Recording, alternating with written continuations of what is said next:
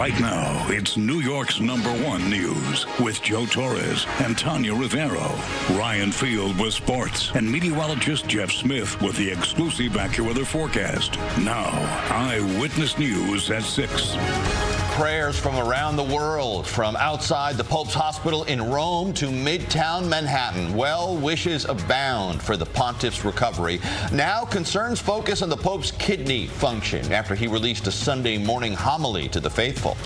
Plus, a jaw-dropping vantage point of fighter jets escorting a plane that took off from JFK, and all in response to an international bomb threat. Good evening. I'm Joe Torres. And temperatures finally above average today, only the beginning of a spring-like warm-up in your AccuWeather forecast.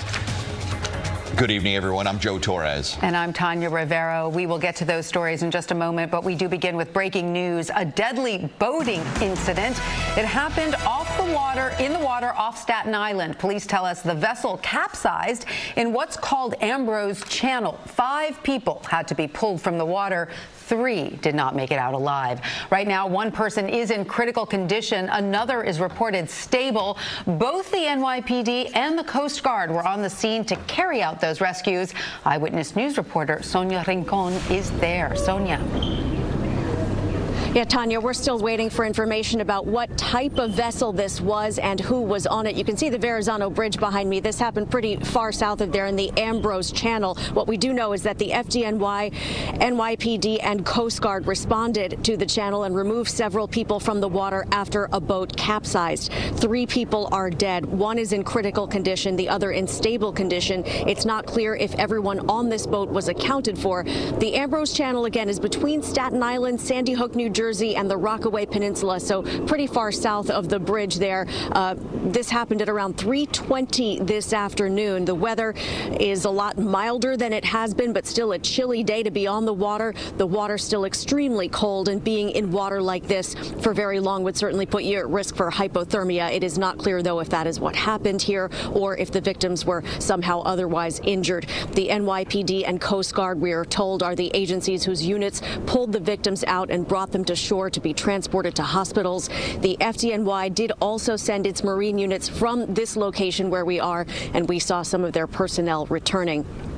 Now, the NYPD, as you said, confirms 5 people were pulled from the water. 3 of them have been pronounced dead, and there are 2 survivors. 1 of them is in critical condition. It is not clear if there is anyone who has not been accounted for. Again, we are waiting word from police and the Coast Guard to find out exactly what type of vessel this was and who was on it, what might have led to this. We're live in the Stapleton section of Staten Island. Sonia Rincon, Channel 7, Eyewitness News. All right, Sonia, thank you. Tonight, Pope Francis remains in critical condition in Rome as he battles pneumonia. The Vatican says the Pope received a blood transfusion, but doctors are closely monitoring his kidney function. But that did not stop the Pope from releasing a message from his hospital bed. He said in part, "I am confidently continuing my hospitalization at the Gemelli Hospital, carrying on with the necessary treatment." He then thanked believers for all the prayers and letters. Thousands of those prayers are coming from St. Patrick's Cathedral in Midtown, and that's where we find Eyewitness News reporter Kimberly Richardson. Kimberly?